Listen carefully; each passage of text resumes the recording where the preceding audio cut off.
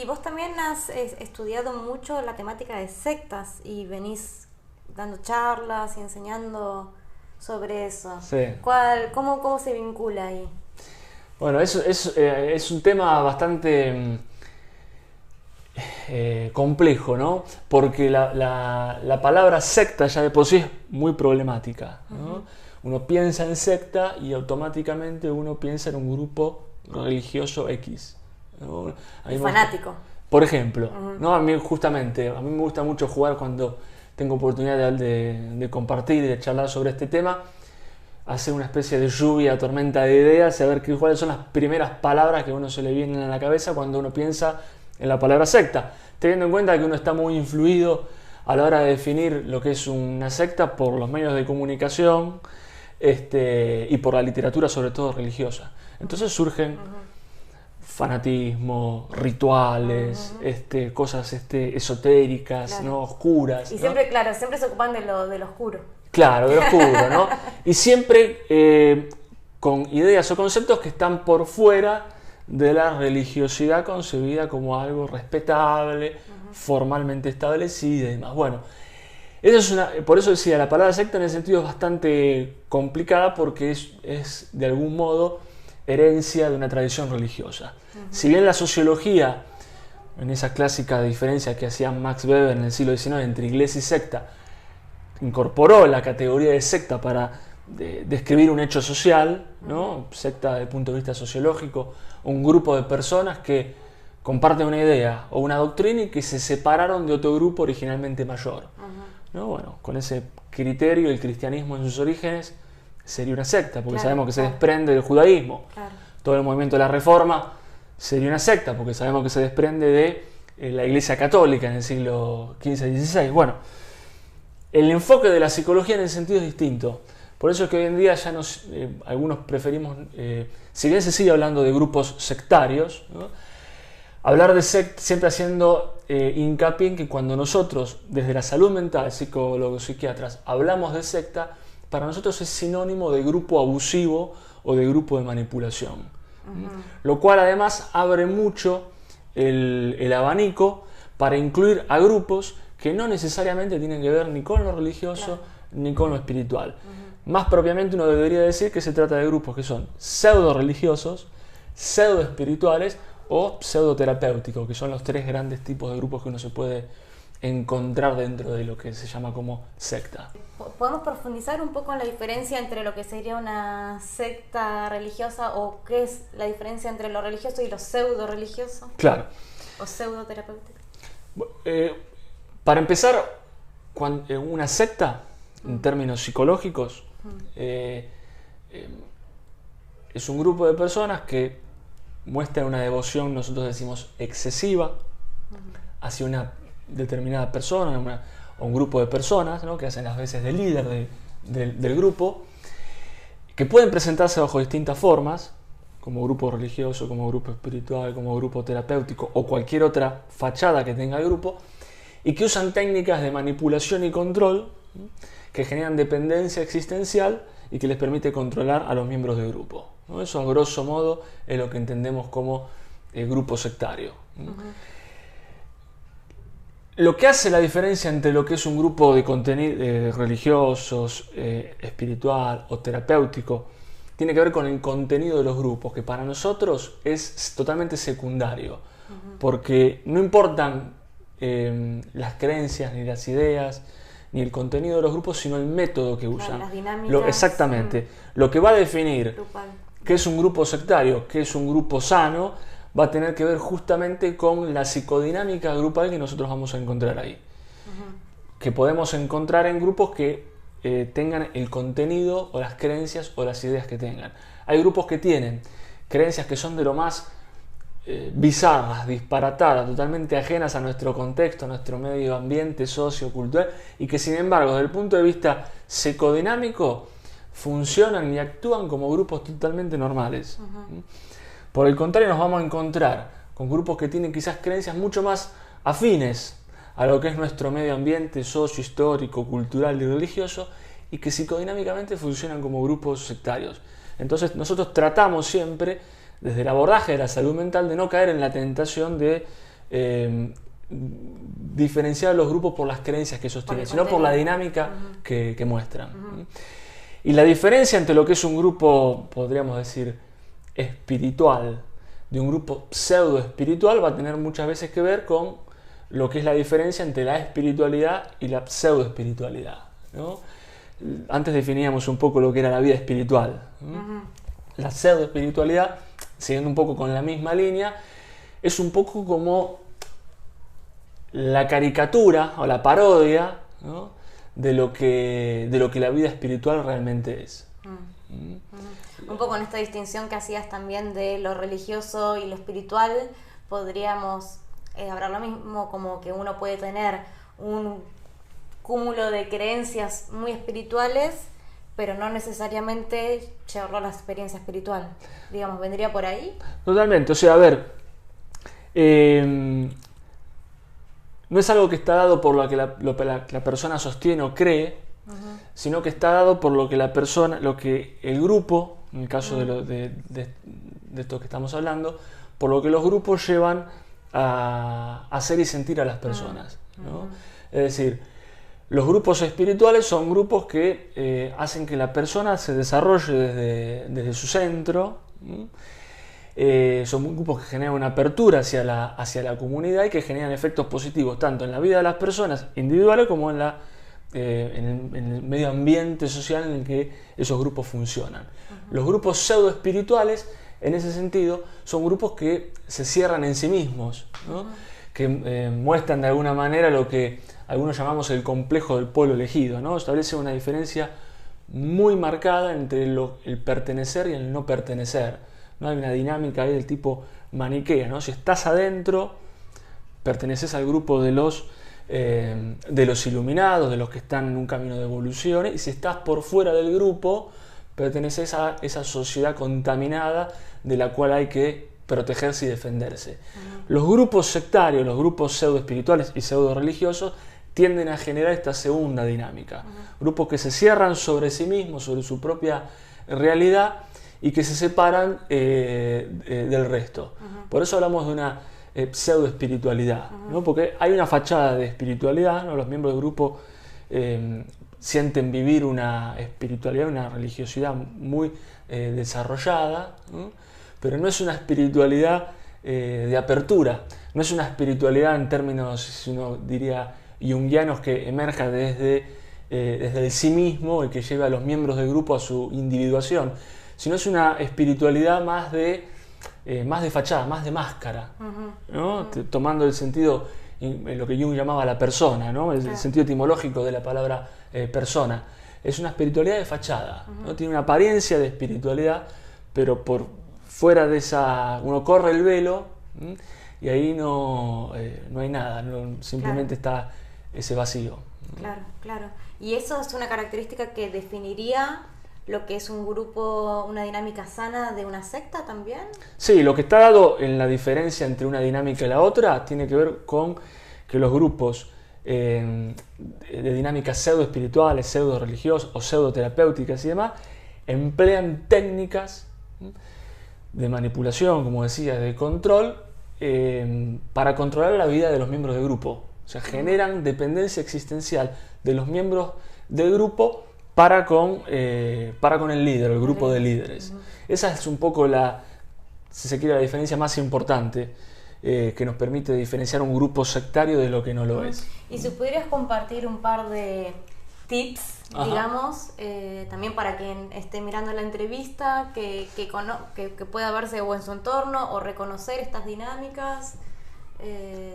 No sé, me parece como interesante también. Bueno, siempre que uno tiene la posibilidad de dar charlas preventivas o de compartir esto, sobre todo con chicos, con jóvenes, con adolescentes, ¿no? Que han sido históricamente, son un grupo de riesgo en este sentido. Uno trata de compartir ciertos lineamientos básicos para tener en cuenta, ¿no? Uno muy común es el de estar atento a las propuestas que son quizás muy ambiguas, quizás poéticamente muy atrayentes, ¿no? Somos un grupo de gente que busca la paz mundial, ¿no? Somos un grupo de gente que quiere construir una sociedad sin violencia, ¿no? Cuando uno se encuentra con estas propuestas tan ambiguas, tan poéticamente cautivantes, bueno, quizás hay que poner el freno y adoptar una posición, una actitud sanamente cuestionadora y bueno, tratar de ir un poquitito más allá, ¿no? Bueno, ¿cómo tratan de construir un mundo sin violencia? ¿Qué quieren decir cuando dicen que quieren una paz universal, ¿no? O sea, ¿qué hay detrás de esto, ¿no? Preguntar, simplemente eso, preguntar cómo logran esto, qué es lo que el grupo demanda o exige de uno, ¿no? A qué uno se tiene que comprometer si quiere pertenecer a. Generalmente cuando uno adopta una posición sanamente cuestionadora desde el vamos, y las respuestas que obtiene, si se trata de grupos con características manipuladoras, son respuestas bastante ambiguas, ¿no? Eso lo vas a saber cuando vengas y nos conozcas, yo te propongo que vengas y ahí te vas a enterar de todo, ¿no? O sea, patear siempre la pelota para adelante. Bueno, cuando uno se encuentra con este tipo de cosas, simplemente adoptar cierta cautela. Otra cuestión que es muy interesante poner en práctica tiene que ver con preguntarle a aquella persona que nos hace una propuesta que nos llama la atención, que nos diga 2 o 3 cosas que no le gusten del grupo, ¿no? Uno forma parte de cualquier grupo humano, ya sea religioso, del tipo que sea, y si uno tiene una relación sana con ese grupo, uno tranquilamente puede sacar una lista y dar varias razones o varias cosas que del grupo no le gustan. Pensemos en alguien que, por ejemplo, se define como católico, judío, budista, hindú o lo que fuese, y algo que no te guste de la iglesia, de la institución o del lugar al cual vas, y uno podría quizás decir varias cosas. Mira, esto no me cierra, esto no me gusta, pero uno no deja, claro, pero esto uno no deja de sentirse parte de, y el grupo uno no lo expulsa por eso. Cuando uno le hace esta pregunta a alguien que forma quizás parte de un grupo pseudo espiritual, pseudo religioso, que se maneja con estas dinámicas que estamos diciendo, las respuestas que obtiene es en primer lugar como una actitud de cierta perplejidad, porque no saben qué responder, ¿no? Si tenemos en cuenta que ellos se manejan con un pensamiento que es blanco y negro, donde todo lo que pertenece al grupo es bueno y todo lo que no pertenece al grupo es malo, al hacer o mejor o peor, lo que pertenece al grupo es mejor que otras religiones, otras miradas. Exactamente. Bueno, cuando uno hace esta pregunta, se pone en juego la capacidad que tiene la persona para poder distinguir matices, ¿no? Para poder poner un poquitito de gris en ese mundo bipolar de blancos y negros en el que fue de alguna manera influenciada. Entonces esa es una pregunta que los suele dejar bastante en offside, porque ellos aprendieron que todo lo bueno estaba en el grupo y que todo lo malo estaba afuera. Entonces, ¿cómo me van a venir a preguntar cosas que no me gustan de mi grupo? Si yo formo parte del grupo elegido, ¿no? Claro. Entonces, lo que hay que tener ahí como tip, si querés, es la reacción inicial, ¿no? Si uno ve que del otro lado el otro se queda como medio en offside, en stand-by, que no sabe qué responder, bueno, simplemente es un indicador de la capacidad de autorreflexión y de flexibilidad que va a tener ese grupo. Claro, esto que decías me lleva a lo que dijiste anteriormente de la diferencia entre una como de una manera individuada o de máscara, ¿no? Entre la diferencia entre dos grupos, ¿no? Que cuando uno puede hacer una autorreflexión como separada quizás inclusive como de las miradas del grupo o de lo que comúnmente se supone que debería pensar o sentir, que implica una diferenciación inclusive del maestro, ¿no? Como me parece que hay algo de la diferenciación del maestro fundamental para esa individuación y que no quede en un nivel de máscara como compartías, ¿o no? Totalmente. A ver, los grupos psicológicamente sanos, por decir de alguna manera, promueven, como decíamos, el desarrollo de sus miembros, ¿no? O sea, que los miembros del grupo puedan desarrollar y desenvolver ese camino más allá de lo social y de lo colectivo que se pone en juego, ese camino de individuación, que es un camino singular para cada sujeto. En los grupos pseudo-espirituales, abusivos, pseudo-religiosos y demás, lo individual o lo propiamente singular se reprime y lo que prima es lo colectivo. Y lo colectivo siempre gira en torno a la figura, que para mí es fundamental a la hora de pensar y estudiar estos grupos, que es la figura del líder del grupo. Es lo que para mí marca la presencia de frente a qué tipo de grupo estamos muchas veces, ¿no? Es decir, un líder que no va a buscar justamente el desarrollo de los miembros del grupo, más allá de las metas colectivas que tenga ese grupo, todo grupo tiene una tarea, un objetivo que cumplir, sino que va a ahogar la dimensión singular de cada miembro, ¿no? En aras de poder lograr que los miembros del grupo dependan existencialmente de él, y así poder controlarlos mejor. Hablamos siempre de personajes, de figuras, ¿no? Vos decías esta diferencia entre el líder y el maestro. El líder de culto, el líder de grupos abusivos es un personaje con características muy particulares, ¿no?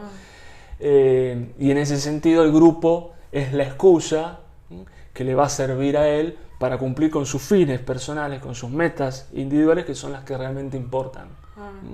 Las metas y los objetivos y los sueños de los miembros del grupo son totalmente secundarias, cosa que en un grupo espiritual cualquiera, religioso o del tipo que sea, eso no ocurre. Claro, pero qué complejo, ¿no? Porque puede haber un nivel de paradoja muy fuerte, ¿no? Sobre todo cuando estamos hablando de espiritualidad o grupos terapéuticos en donde la intención, con la mejor intención, sí existe, es un trabajo terapéutico, pero que termine ensombrecido. ¿No?